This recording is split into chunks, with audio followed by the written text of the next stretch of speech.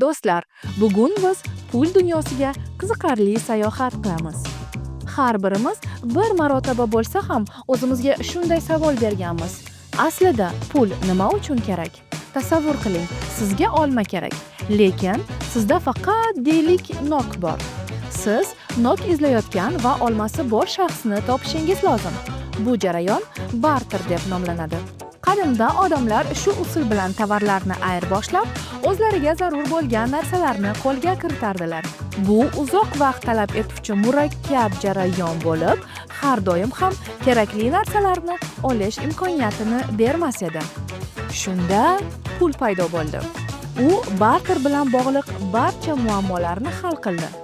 Endi odamlar shunchaki do'konga borib, o'zlariga kerakli narsalarni sotib olishlari mumkin.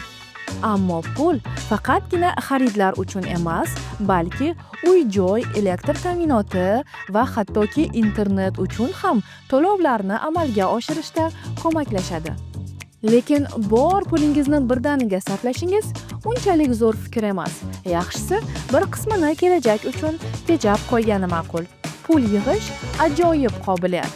Kerak narsalarni chindan ham zarur bo'lgan paytda sotib olish imkoniyatini beradi. Demak, pul bizga bugungi kunning o'zida yashab qolish uchun emas, balki kelajak haqida o'ylashimizga ham yordam berar ekan. Bundan tashqari, pul bu aql bilan ishlatish kerak bo'lgan muhim vositadir. Hayotingiz muvaffaqiyatli va farovon bo'lishi uchun moliyaviy savodxonlikni o'rganing.